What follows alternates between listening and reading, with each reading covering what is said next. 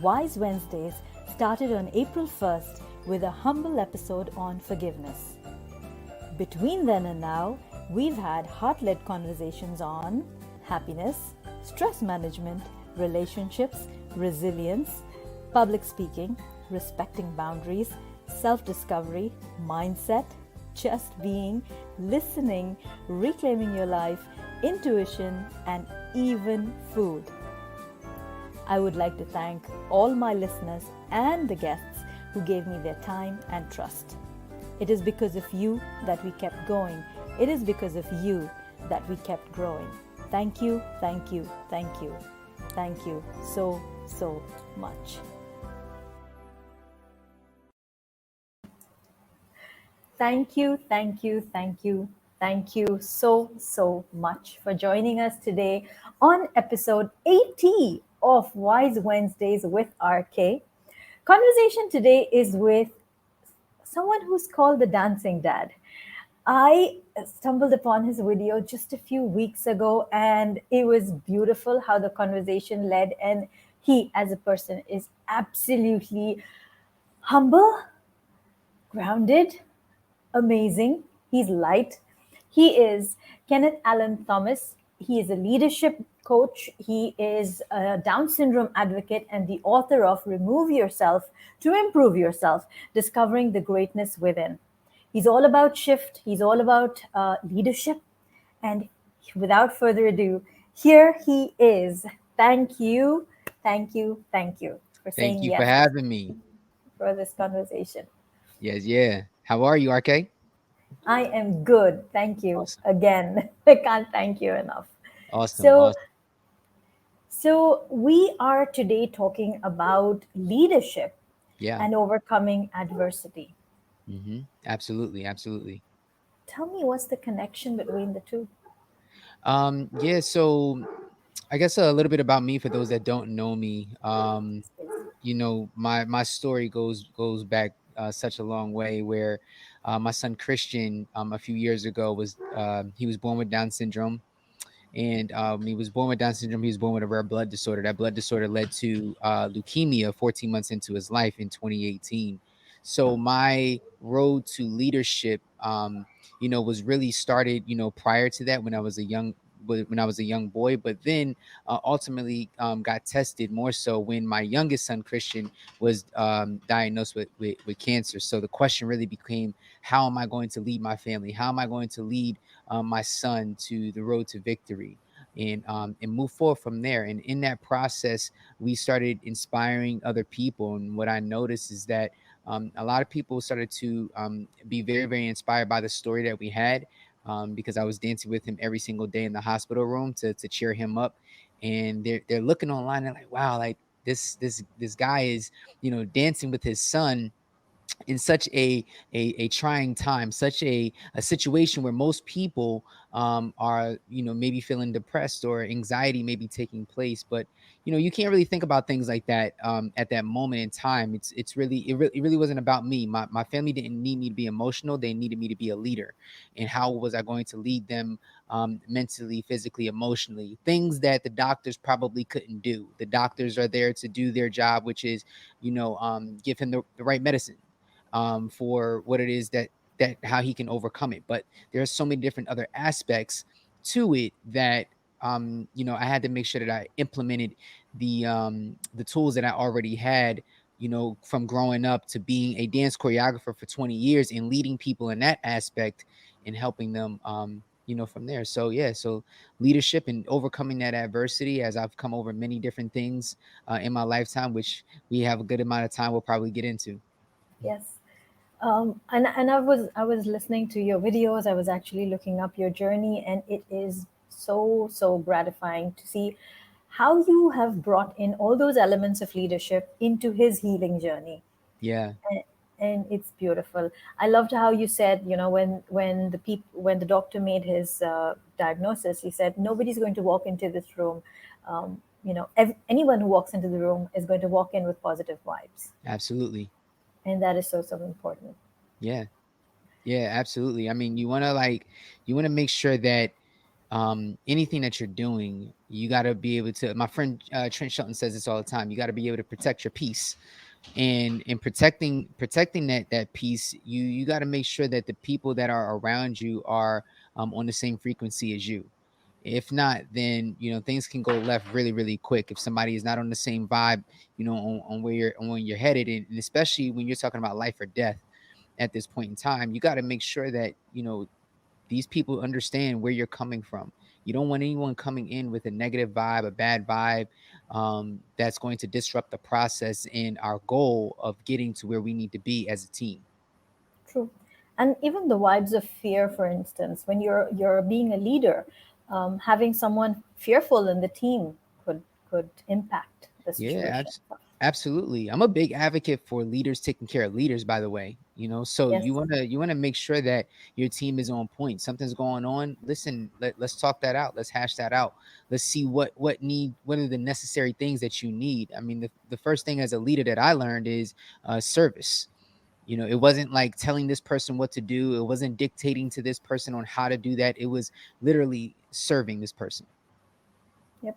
And you're on a mission to touch 1 million lives by 2025.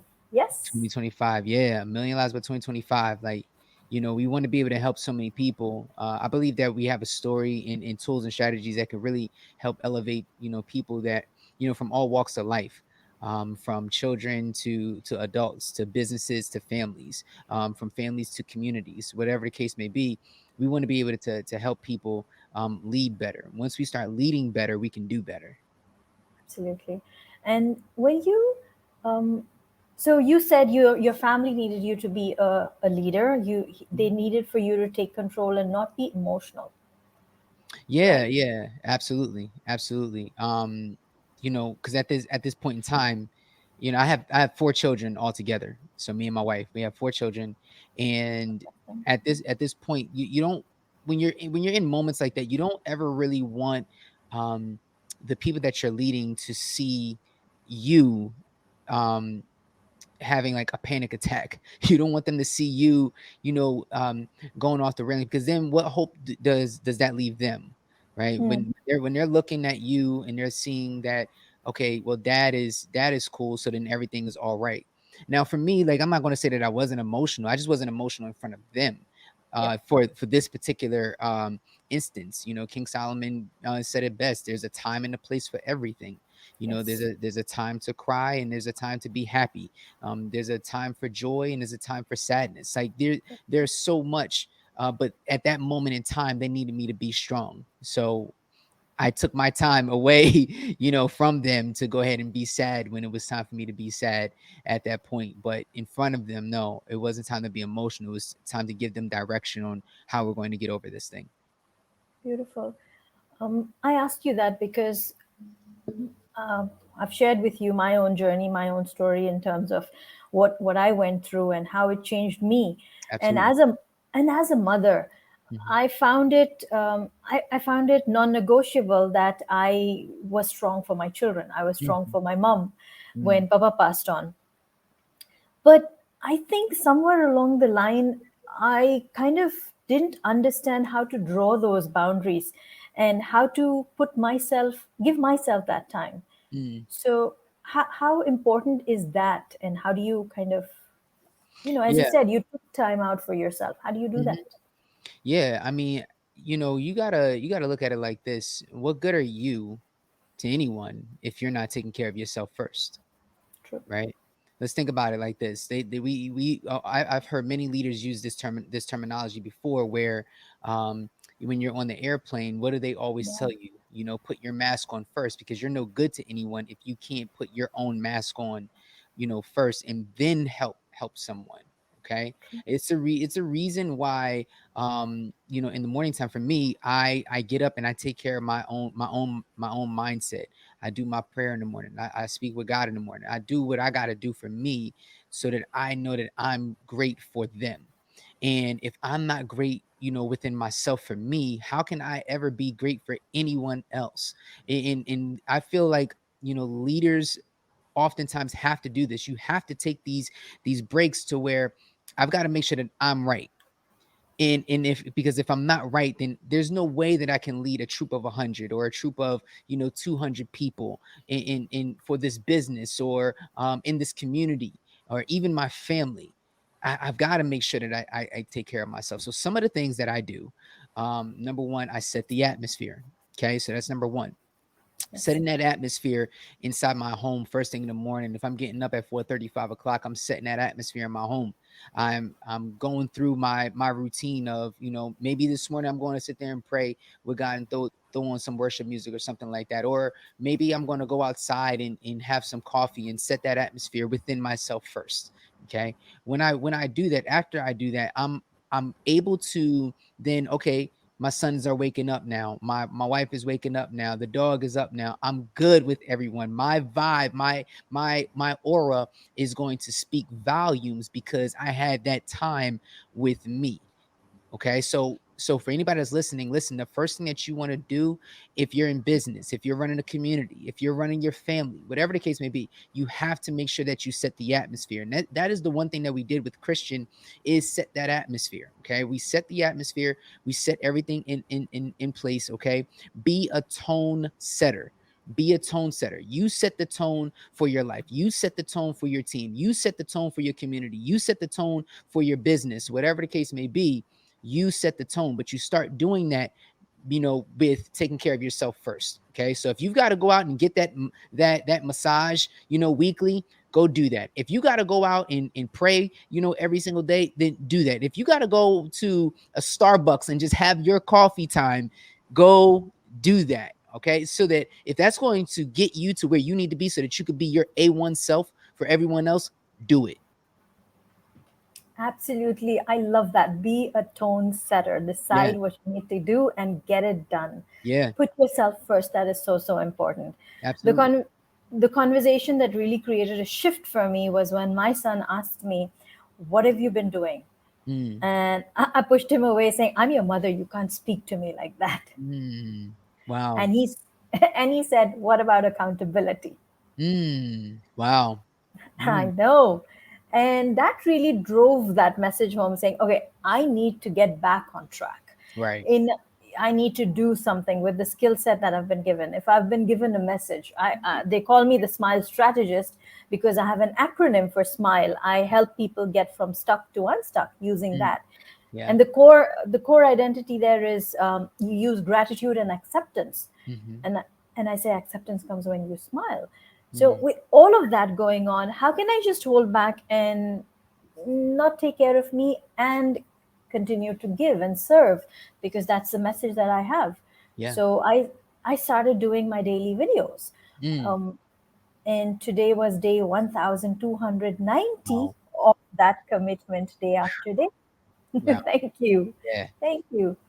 And what I've realized is, when you continue to serve, it started out from a place of wanting to serve myself, but it reached out to others and people began to join along. You started with the dancing and everything to support your son, to Yeah. support Kristian. And then it began to become this message that other families, other parents began to understand. People began to bring it into the workspace, even, Yeah. and in the leadership space. Hats off Absolutely. to you. Thank you. Yeah. Yeah, absolutely. You think about it like this, right? Let's take dancing for example. How many businesses actually start their teams off in the beginning of the day with some form of music or some form of dancing, some form of getting their bodies moving and getting their bodies in order? A lot of times you have businesses that have people, they come into work, they get their job done, they go home. Right? But in the meantime, there's so much that's going on. There's so much that's going on mentally, emotionally. Like, what happened before you got into work? Maybe somebody cut you off in traffic. Maybe they got your coffee wrong and it upsets you. Maybe, like, because the thing is that, what is the well-being like for the people that are at your job or at your business? Or maybe for your children, they didn't have a good night's sleep. Okay, Mm, so what are you going to do as a leader to to reprogram how they feel at this point in time? Okay, yes. so when I started out dancing, it was again to make my son happy.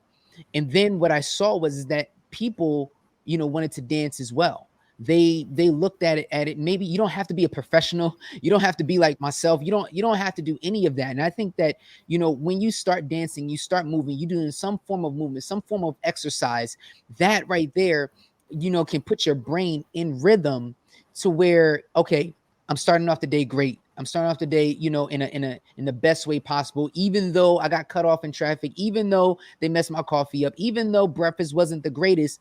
When you walk into work, you want to be able to be happy at work, get your work done, be able to go home. But at the same time, or maybe even get away from what is going on at home for the moment.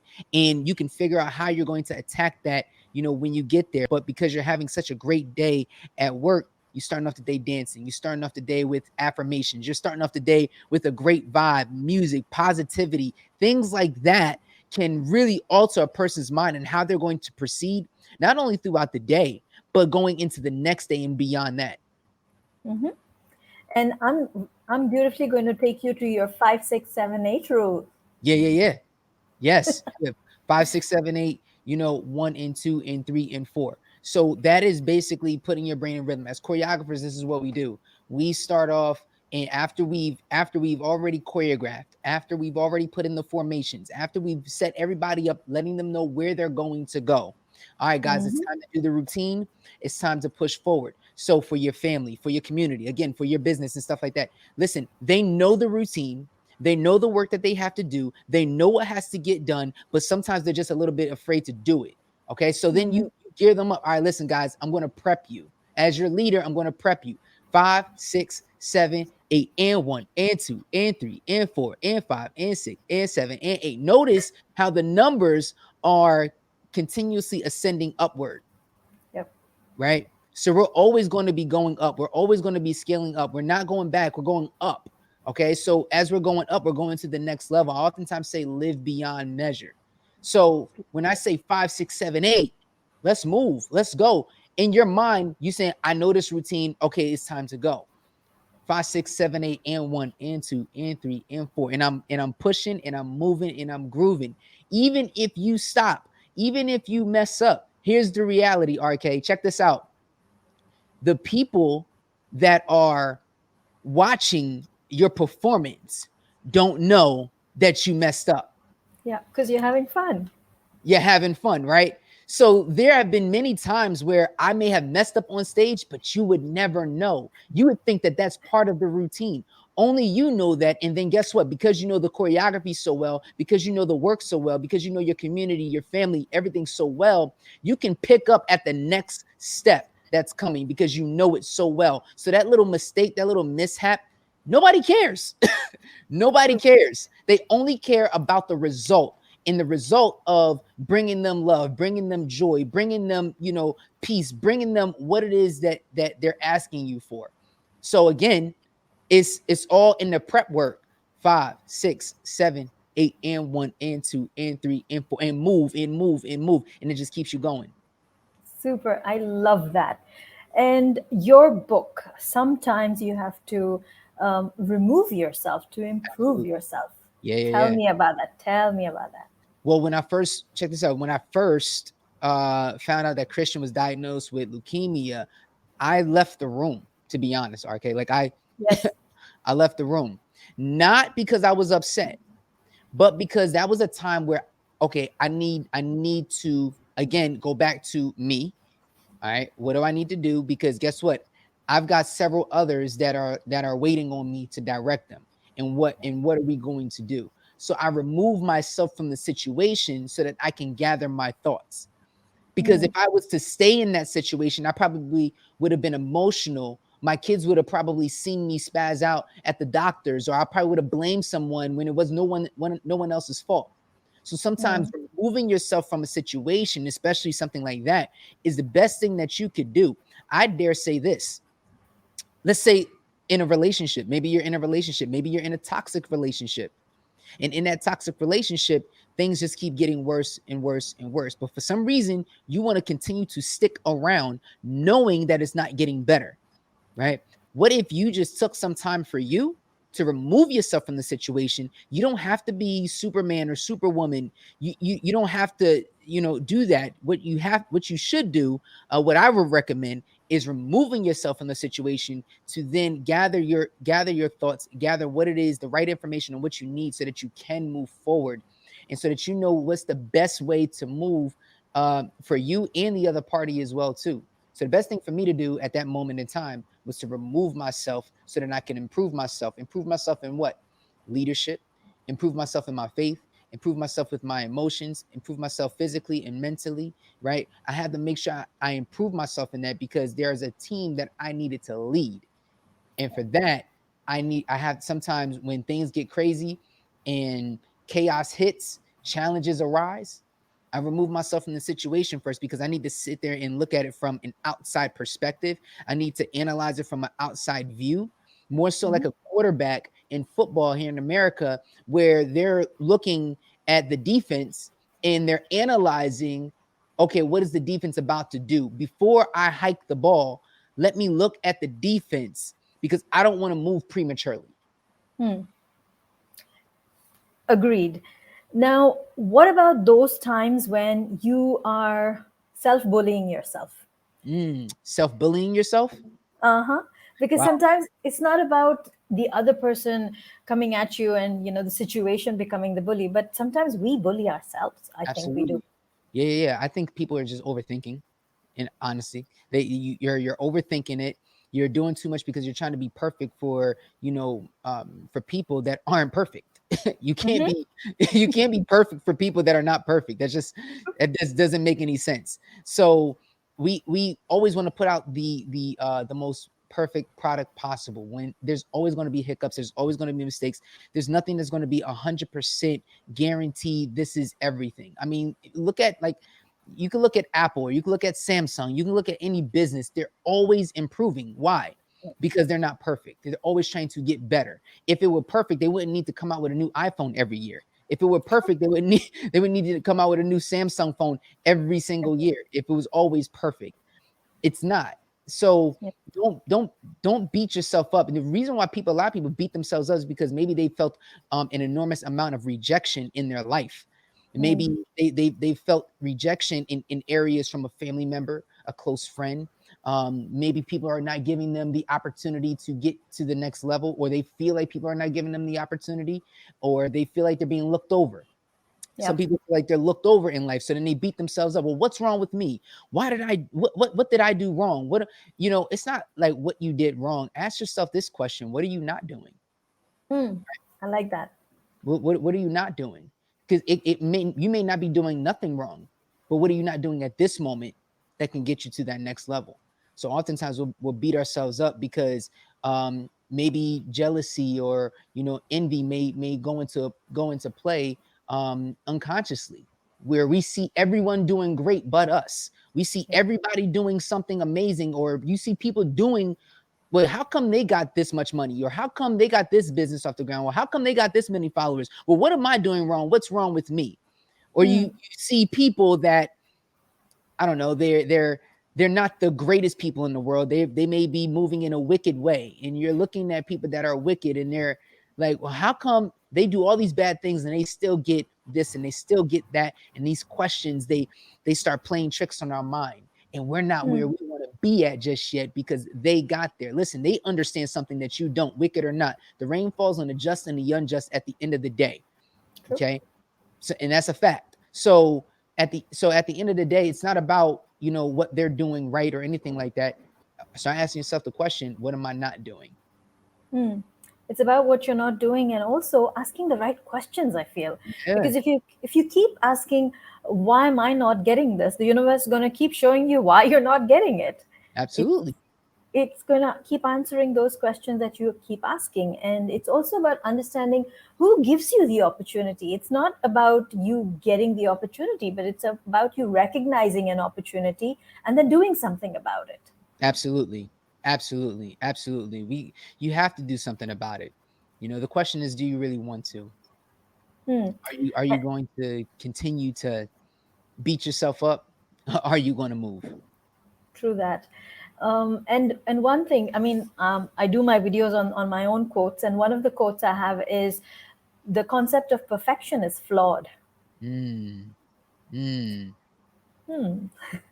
I That's don't deep. believe in perfection. I don't Yeah, believe in perfection yeah, because not at I all. think not at all. Because every time you aim to get perfect, there's going to always be something one level up. There's always going to However, be, yes, however, yes, however, I do feel like we are perfectly made.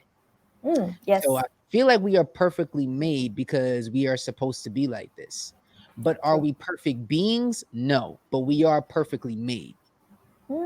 I like that. I Mm, definitely like that. yeah, So we've spoken about 5, 6, 7, 8 rule, yeah, and our favorite Mel Robbins yeah, speaks yeah, yeah, about the 5 second rule and yeah. also the high five habit. Yeah, yeah, yeah, yeah, yeah. Hold on, I think I got mine here as well too. That's So I don't know if Mel's watching this right now. Mel, we got you. you, Mel. Yes, yes, two We got you fans. on lock, Mel. Yes, we do. Yeah, I have been in love with her work. I yeah, mean, the way she's helped me, because I mean she helps millions, and I'm one of those millions. And on those difficult days, when I would struggle to hit live and speak, where it would be so emotional, overwhelming. It could be a difficult day because I'm missing the kids. It could be Papa's birthday. It could be the day he passed on. It just could mm, be a day that is rough on me. yeah, I would just say, no, I'm going to show up. I'm going to show up because someone out there needs this message. yeah. Absolutely. And the 5 second rule has definitely helped her work. And I think, I'm just going to put it out there, hoping that she's going to see this. Uh, He'll see. episode episode 100, please come join me. Let me have a tiny little conversation with you, You heard because it here. You heard it here, Mel. so moving from there, tell me, what is the significance of having a mentor? Oh my gosh. I listen. I believe mentors are kind of like your roadmap of life.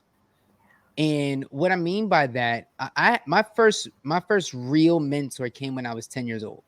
Mm, Um, and outside of my grandfather, of course, my first real mentor, his name was Mr. Leopold. And Mr. Leopold he was 74 years old when I met him. I was 10. And look at that dynamic there, right? He's yeah, 74. He's 74. I'm 10. And this is like my first real introduction into what true leadership was all about in outside of not really my first introduction, maybe on the next level of it, yeah, outside of my parents. yes, And I'll tell you a quick story. So when I was in the fourth grade, I got left back in the fourth grade. And during that time, I wasn't the best reader. I struggled in reading, early in when I was a kid. And my fourth grade teacher, who will remain nameless and everything right now, my fourth grade teacher, she ended up calling my mother. She called my mom in for a parent teacher conference, and when she did that, uh, she explained to my mom, what were my struggles in reading, and she tried to put me in a special education class. My mm, mom wasn't having it at that time, and my fourth grade teacher ends up telling my mother, "Well, your son's just stupid." And for a mother, to hear that, as you know, no mother would like. That's just one thing you don't say to a mom. Period. no, You don't that's say it, no, that to a mom about their child. no. Let's just say it in well for Miss Sosna at that point in time. We'll just leave it right there. Anyway, at this moment, my mom pulled me out of that school and put me into a private school. Mm, She put me into a private school, but that same summer, I met Mr. Leopold. And I did not want to meet Mr. Leopold. I did not want to get tutored. I did not want this. I just didn't want, I wasn't interested. But what Mr. Leopold found, he found what I liked the most, what I was intrigued in. So I was a big fan of Michael Jordan, Emmett Smith, the Dallas Cowboys, the Chicago Bulls, the Atlanta Braves in the 90s. I was a big sports fanatic and I loved playing sports and I was very athletic. So every day Mr. Leopold would start bringing the Burlington County Times newspaper here in New Jersey. He would bring the newspaper, and I thought we would be doing reading work from these books that I was not interested in. But what he Hmm. started doing was started bringing the newspaper, and he would bring the sports section of the newspaper. And when he brought the sports section of the newspaper, he said, "Read Michael Jordan's stats from last night," and I would read his Wow. stats. Okay, now read the article that they wrote about him. Okay, now read Emmett Smith's stats from last night, and read the article that they wrote about him. What happened was is he found something that I was interested in and elevated it. He found a Hmm. strength in me and elevated it. See, what great mentors do, what great leaders do, is that they're good at finding the strength that you're good at, and then they elevate that even more. While in Hmm. your weaknesses, they'll work on that privately. They'll work on that privately. So they'll elevate your strength to continue to work on that. But then what you're weak at, they'll continue to work that out, in a separate matter. And what happened was I was with Mr. Leopold every single, like maybe 3 times a week we were working, and it was so cool that the next year my grades got better. And then the following year my grades got even better.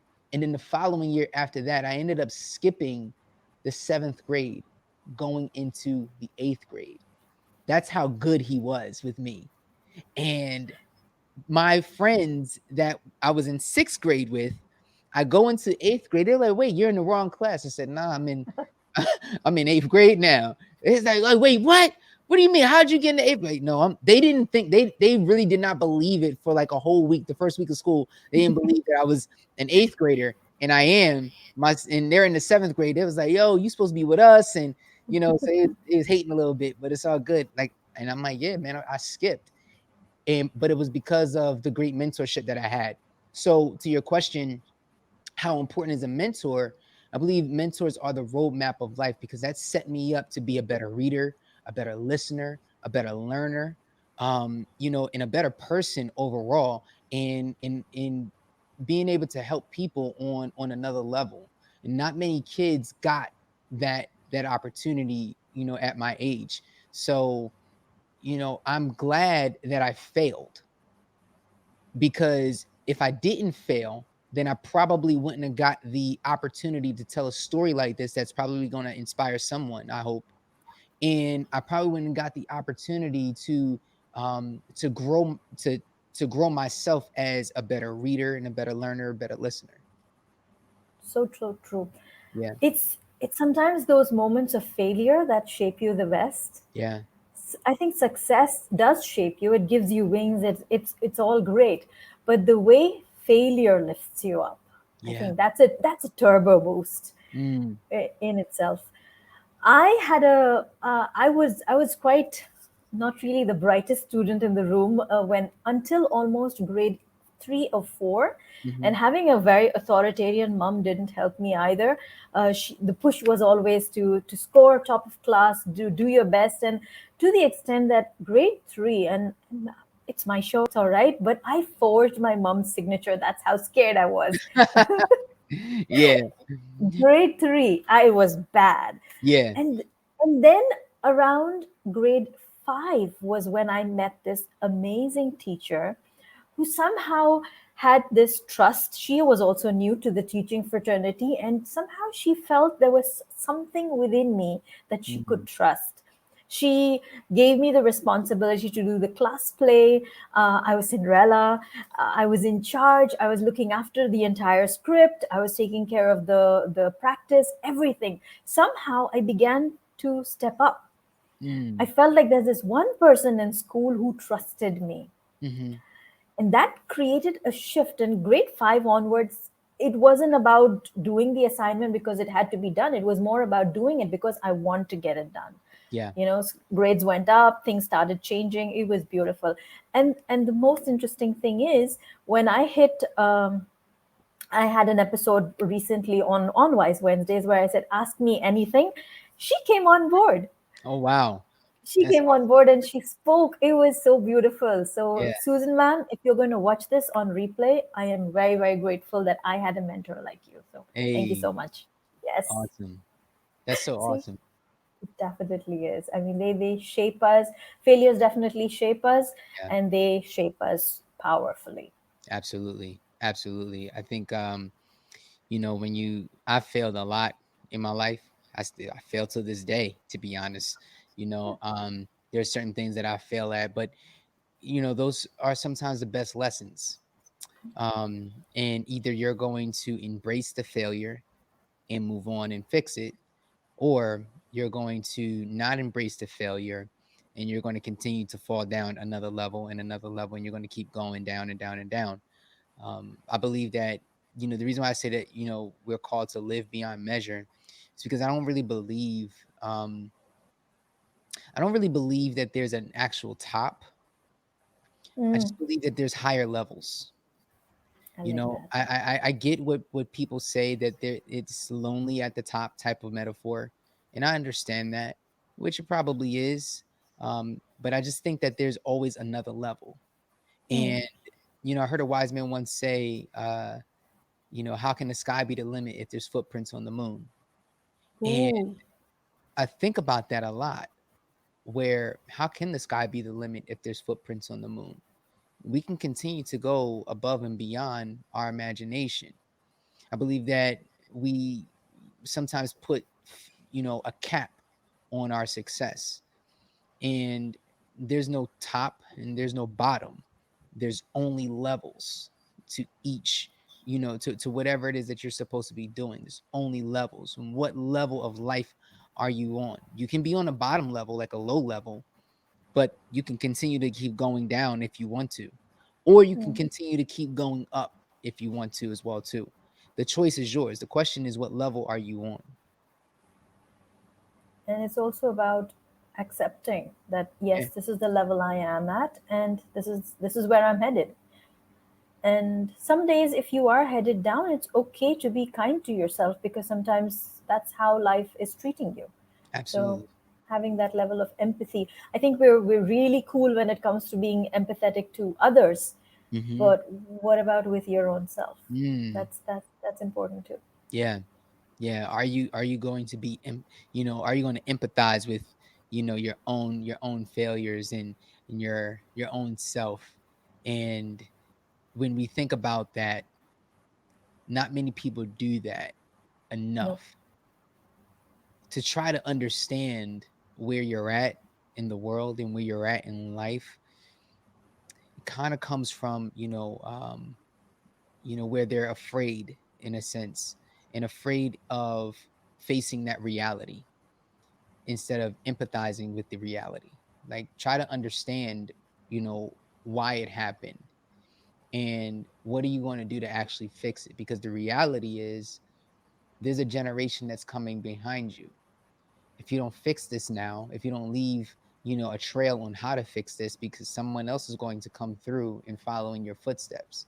And if you don't empathize with, your failure, if you don't empathize with what it is that you're going through, then how can those that are coming from behind you ever really succeed if you didn't leave a map or a trail on how to do true, true. And yep, I'm just it? gonna let that sink in. That was so powerful. Yeah. That For was so sure. powerful. Yeah. Whew. Uh, it's so true. I mean, you're leaving a trail, you're leaving a legacy. Yeah. And when people ask me, what's your legacy? I say it's my smile. Mm. Not just that, but it's the acronym. It's about being in gratitude, coming from Yeah. acceptance. And S stands for silence the mind, Mm. manage your attention, Mhm. Mm. identify the intention, Mm. Yeah. let things go, Mhm. energize the possibilities. Mm. That's deep. It is. And I'm sure you'd understand if when I say it was given, it was downloaded. It wasn't something that I, did a lot of research over or something. It was just a message I received where I said, okay, I have this opportunity to be on the TEDx stage. What's Mm. that? I know this is why I want to do this. I want to do this because I realize there are people who are constantly complaining about their lives and blaming everybody under the sun except taking ownership. I said, what's that one message that I could put out there? that could maybe inspire somebody and give me what I need to do there. Yeah, And this is what came upon. that's so uh, cool. Thank you. The more I speak of it, the more I understand how it all beautifully comes together. Hmm. And I realize letting it go, letting things go is so, so important. Mm. Yeah, yeah. I think like when you let it go, it's like you can't hold on to it anyway. Like what's the sense of holding on to something when you can't take it with you when we pass through this world? True. When we're done, you know, leave it there for someone else to pick up the baton and continue to keep going. Leave it there for someone else um to then elevate and take it to another level. And I Mm. feel like, when you speak of legacy, I oftentimes think of my children. And what am I leaving them? King Solomon also said, a wise man leaves an inheritance for his children's children. I don't view it necessarily as money. No. I want them to inherit, the wisdom. I want them to inherit the mentality. I want them to inherit, the selflessness. I want them to inherit the leadership aspect, the service aspect of things, right? The giving aspect of things that I want them to inherit, not just my business, because that can go at any point in time, and it could be here today, gone tomorrow. But if I give you my wisdom, if I give you my talent, if I give you, the leadership aspect and the principles, if I give you these principles, you can take this to a level beyond me and beyond my imagination, beyond your imagination, and that can lead for, more so generational blessings and killing generational curses. So, so true. I think initially when I was going through my rough times, Hmm. my thing when someone would ask me, or generally speaking, I would say when I lost him, it felt like I lost my anchor. Mm, Felt like that ship in the storm or whatever. I've lost my anchor.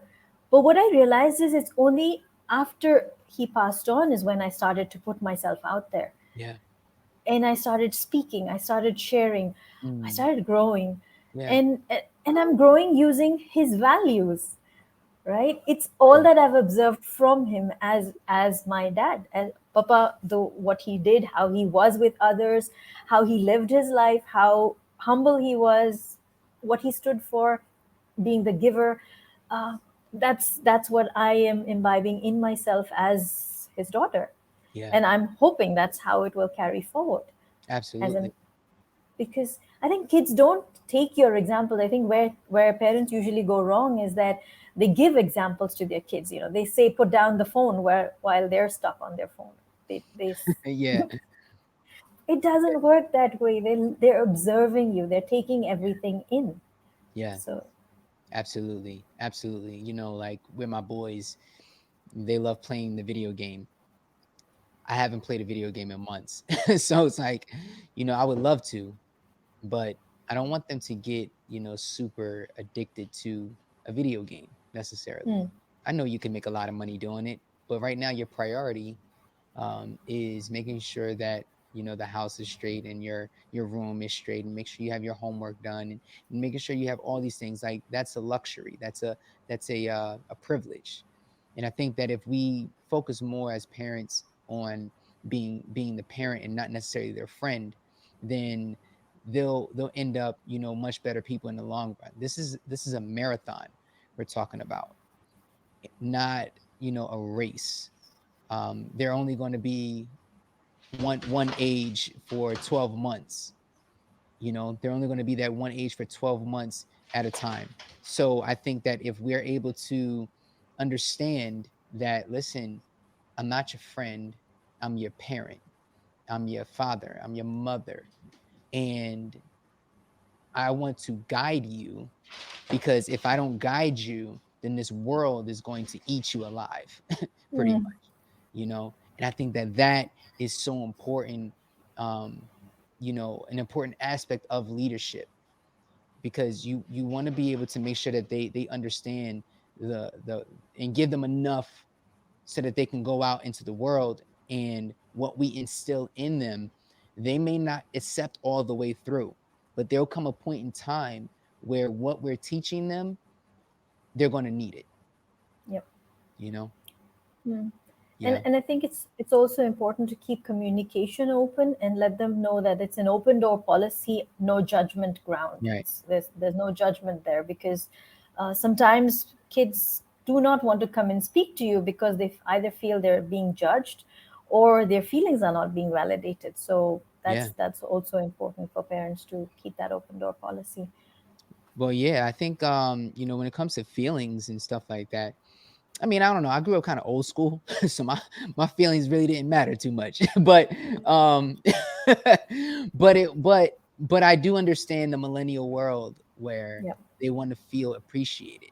And I was talking to a friend of mine, another mentor of mine, and we talked about how people, even in the workspace, even in the business space, you got so many people that are leaving their jobs now, right? Here in Yeah. America, I'm not sure about where you're at, but here in America, there's so many people that are leaving their job because of this pandemic.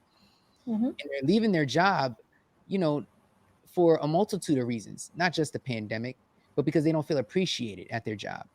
Right. But we have people that own companies or own businesses or CEOs or whatever case may be, that only go off of the expectation. You're expected to do this. This is your job. You're expected to go to work. True. Absolutely. 100%.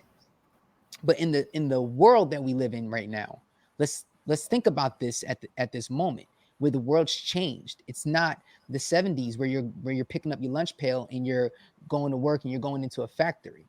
This is a brand new age where you have mental health and all these different things that are being exposed even more.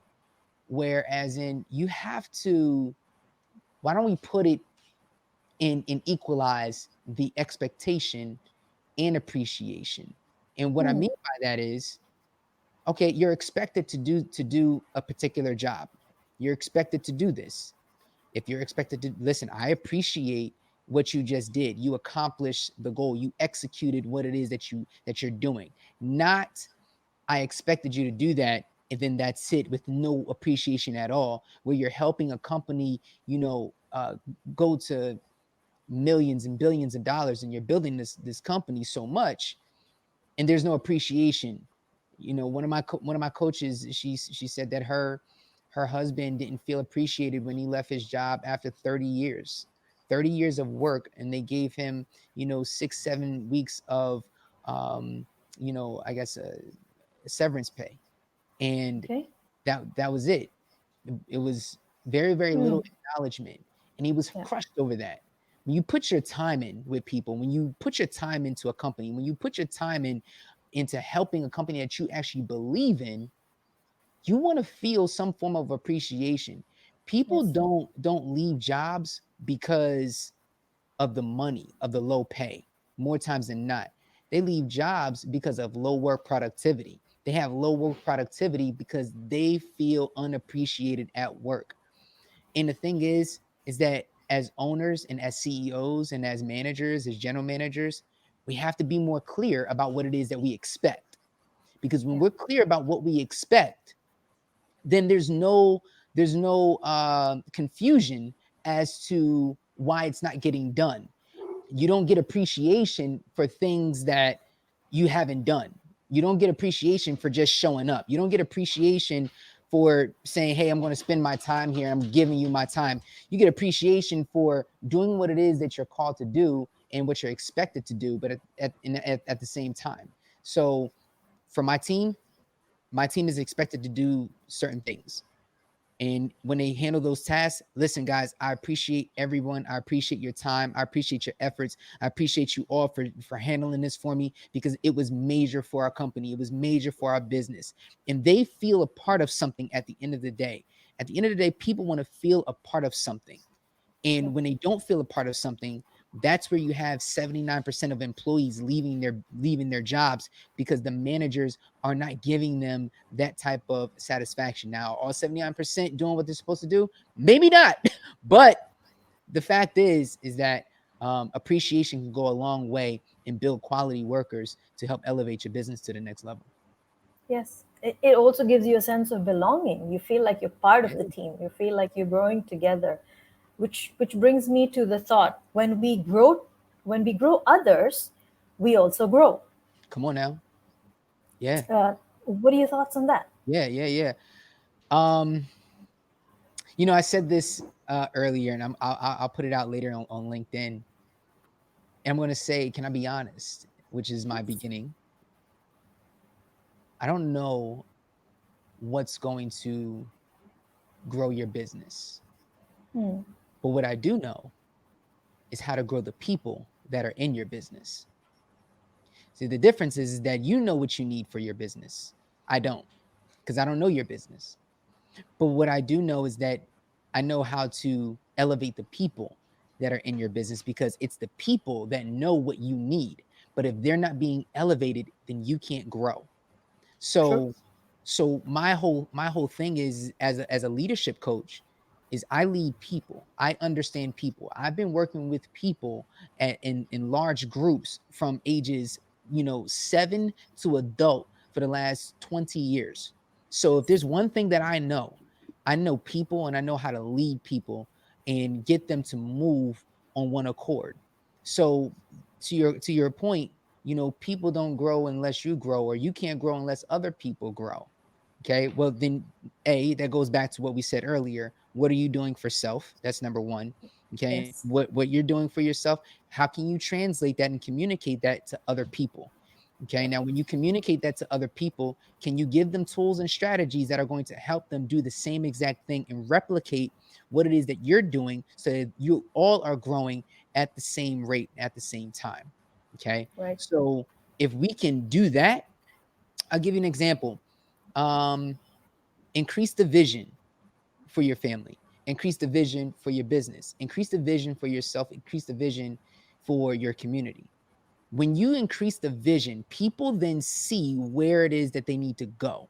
So for Hmm. example, every professional sports team has this one goal in mind. It's football season here in America. Okay, everybody has the same goal.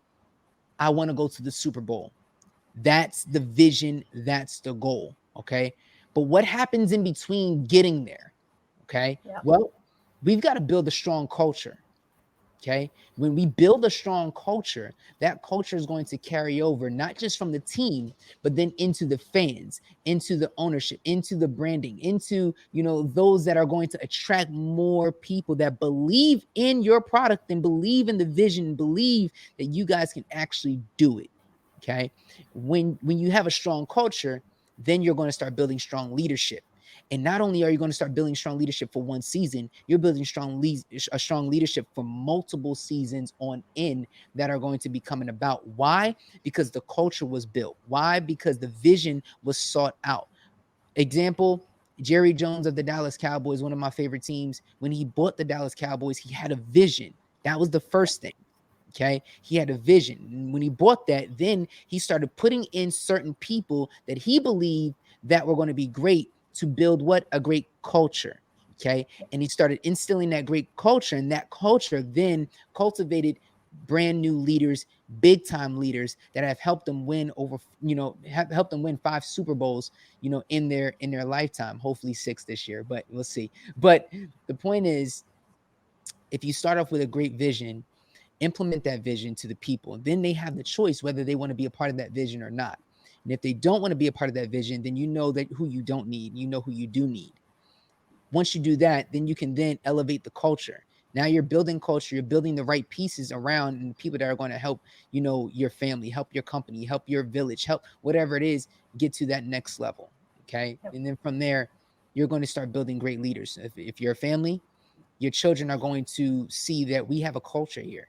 And in that culture, this is how we do things. And then that's going to lead them into building their own families as well, too, into business and so on and so forth.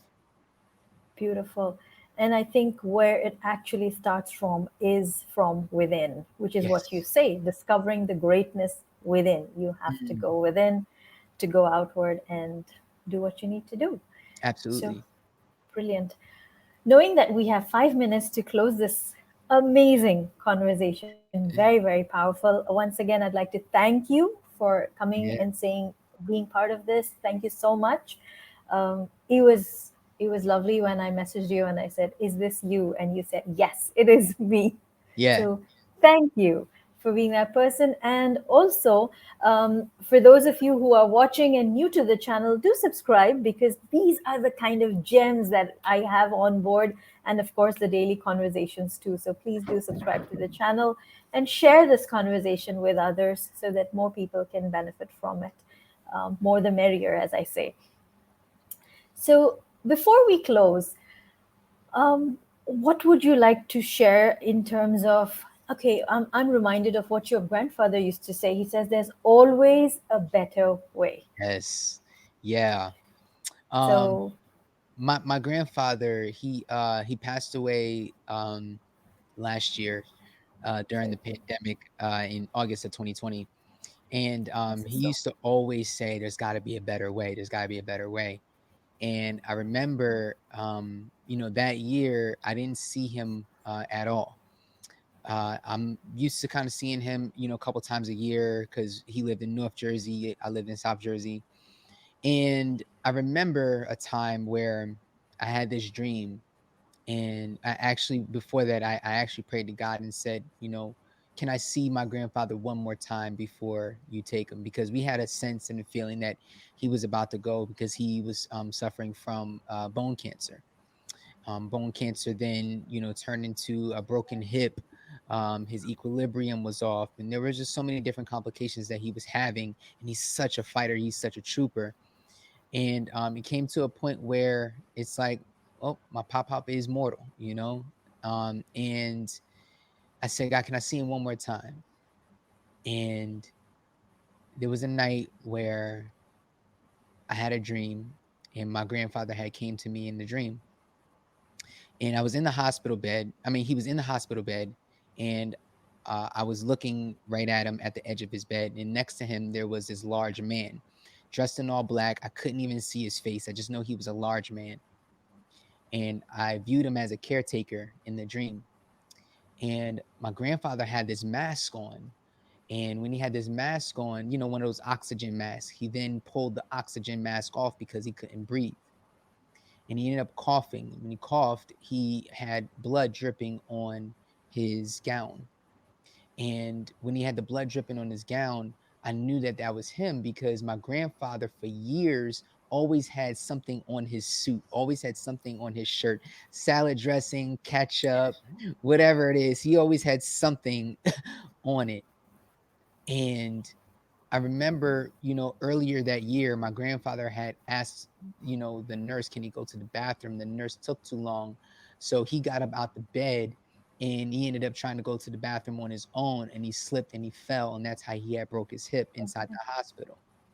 This time he asked for help because my grandfather's very independent. And he asked for help, and the caretaker said, "Yeah, come on, I got you." So he gets him out of the bed, and he's walking down out of the room, and he's saying these words, "My bones hurt, my bones hurt." And the caretaker is holding him by the arm, saying, "Don't worry, I got you, I got you." And this is all in the dream, by the way. And they're walking out of the door, and they're walking into this dark hallway. And as I'm looking to my right and I see them, going out into the hallway, they make a right. And I didn't see my grandfather anymore. I then Mm, turn around and I look out the window and I see this beautiful green grass. I mean, RK, this is the most beautiful grass I've ever seen in my life. And then I saw the sky was a pure blue sky. I mean, this sky was just like so pure and amazing. Like you can tell that there was no toxic in the air. You could tell that the air was just like, wow, like this is pure air that I'm looking at, pure sky. And I see along the horizon, my grandfather and the caretaker are walking together. And as they're walking together, they're walking down, and I see them, just keep walking and walking and walking until I didn't see him anymore. And he vanished. And at 6:20, I had woke up. And at 6:17 a.m., I looked at a message that I had at 6:17, and my mom had texted me and said, Pop passed away. And remember, in the beginning of the story, I asked God, can I see my grandfather one more time? One more time. Yes. And that, I believe that was him bringing him to me inside of a dream to see him one more time. My whole point is that my grandfather used to always say that there's got to be a better way. And I believe that he found that better way. I believe that he went through so many different things, and he's in another place right now where there is a better way, where that better way, you know, where he was just able, there's no pain, there's no depression, there's no anxiety, there's no cancer, there's none of that. There's just a better way. And I believe that he's there and he found that way. And now I use that everywhere I go, where if anybody is going through anything right now, I just want you to know that there is a better way. I want you to believe and know that there is a better way in life. There's a better way out of your situation. There's a better way to elevate. You know, you just have to, number one, crack down and believe in yourself, believe in who you are, believe in the fact that, listen, you are a miracle walking. You are someone that, you know, out of, you know, from a scientific standpoint, you know, millions and millions of eggs and sperm and whatever, you know, but you made it through. You're the one that got called. The odds of you being born are slim to none, but you were the one that were born. So I say this all the time: when we change the mind, we change the game. Yesterday is gone, tomorrow will worry about itself, and today is all we have. The average person breathes at least 23,000 times just in one day. So if you do the math, that's 23,000 blessings that you're getting in just one day in one area of your life. And if you really go even deeper, you take 23,000 times how many days that you've been living, and that's how many blessings that you've been getting in every single day of your life since the day that you've been born. Because the reality is, RK, you didn't choose to be born. I didn't choose to be born. I didn't choose to have breath, but I have it. I didn't choose to breathe this oxygen, but I have it. I can't even see the oxygen, but I know that it's there because I'm breathing it. So the reality is, guys, when you take that and you put that into perspective, every day is a blessing because no man nor woman knows the day or the time when they're going to take their last breath. So if you want a better way, focus on that better way and know that when we change the mind, we change the game. Oh, yes, we do. And when we let go, we let God. Amen. Amen to that. Yes. Amen to that. Yes. Thank you. Thank you. Thank Thank you. you. Thank you, everybody. And on that note, just thank you. Yeah. Have a lovely evening, morning, afternoon, wherever you are. And thank you for joining us on this amazing conversation. And thank you, Yes. Kenneth, for your time. You take Thank care. you. Awesome. Bye. Thank Bye. you.